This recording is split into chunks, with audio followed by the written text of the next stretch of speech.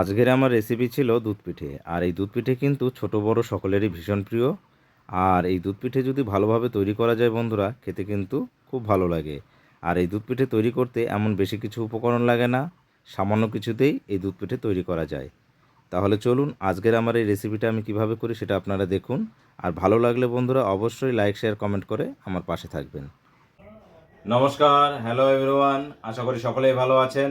আমি উদয় আর আপনারা দেখছেন উদয় কিচেন। তো উদয় কিচেনে আজকের আরও একটা সুন্দর মজাদার রেসিপি নিয়ে আমি আপনাদের সামনে হাজির হয়েছি।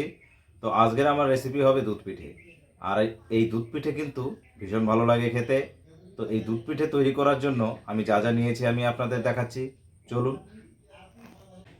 তো বন্ধুরা, আমি দুধ পিঠে বানানোর জন্য সবার প্রথমে আমি তেল পিঠে তৈরি করে নেব। আর এই তেল পিঠে করার জন্য এমন বেশি কিছু জিনিস লাগে না। এখানে আমি আটা নিয়েছি, সঙ্গে চালের আটা নিয়েছি। এটা আমার গমের আটা আর এটা আমার চালের আটা। আর এখানে পরিমাণ মতো চিনি নিয়েছি, যেহেতু আমি চিনি দিয়ে করব। তো বন্ধুরা, এখন আমি এই পিঠেটা তৈরি করে নেব। তার জন্য আমি এই গোলাটা আগে তৈরি করে নেব।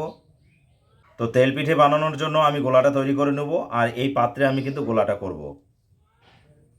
এখানে আমি যে আটাটা নিয়েছি, গমের আটাটা দিয়ে দেব। সঙ্গে চালের আটা নিয়েছি, এটাও দিয়ে দেব।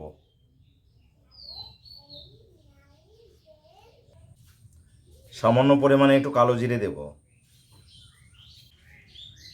আমি যে পরিমাণে চিনিটা নিয়েছি দিয়ে দেব।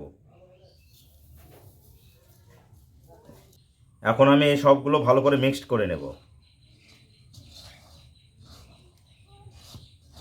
তো সবগুলো আমার ভালোভাবে মিশিয়ে নেওয়া হয়ে গেছে। আর এখানে গোলাটা করার জন্য কিন্তু গরম জল নিতে হবে বন্ধুরা। তো আমি এই পাত্রে গরম জল নিয়েছি, এখন সামান্য পরিমাণ করে দেব আর গোলাটা রেডি করব।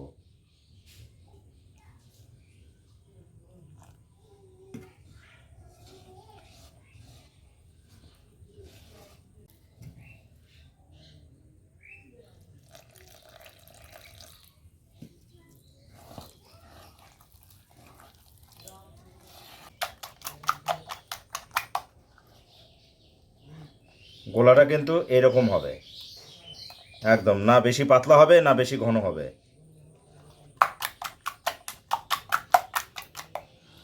পিঠেগুলো ভেজে নেওয়ার জন্য আমি এখানে তেল দিয়েছি, তো তেল আমার গরম হয়ে গেছে। এখন আমি পিঠেগুলো ভেজে নেব।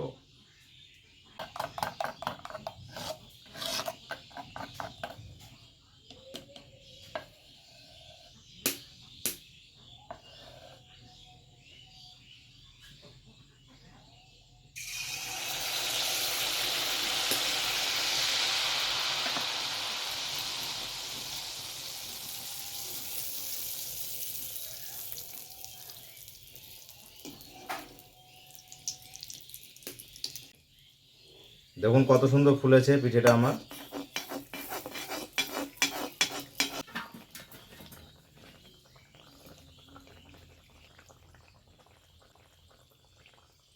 তো বন্ধুরা, দেখলেন পিঠেটা আমার কত সুন্দর ফুলছে। তো গোলাটা যত সুন্দরভাবে তৈরি করে নেওয়া হবে, পিঠেটাও কিন্তু তত সুন্দরভাবেই ফুলবে।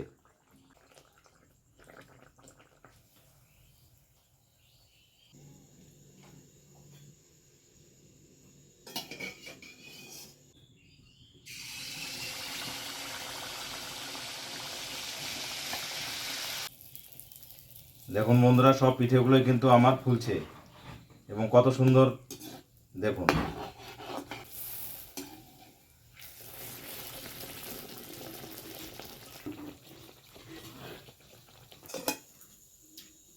তো বন্ধুরা, আমার এই পিঠেগুলো ভাজা হয়ে গেছে। এখন আমি দুধটা বসিয়ে দেব। তো দুধ পিঠে বানানোর জন্য আমি এখানে দুধটা বসিয়ে দিয়েছি। দুধটা এখন আমি ভালো করে জাল দিয়ে নেব। তার সঙ্গে এখানে আমি কয়েকটা সাদা এলাচ ফেটে নিয়েছি, দিয়ে দেব। আমি এখানে 100 গ্রামের মতো চিনি নিয়েছি, এই চিনিটা দুধে দিয়ে দেব।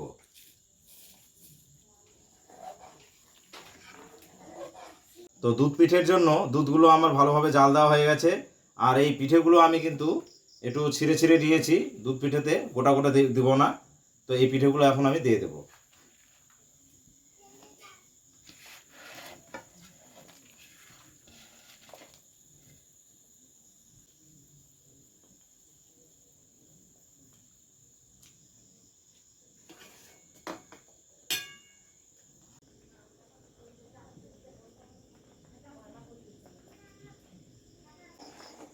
তো বন্ধুরা, আজকের আমার এই যে দুধ পিঠে সেটা কিন্তু হয়ে এসেছে।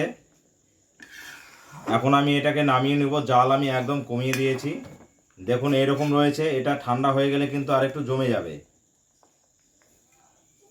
তো এই দুধ পিঠে আমার হয়ে গেছে। এখন এটাকে আমি নামিয়ে নেব।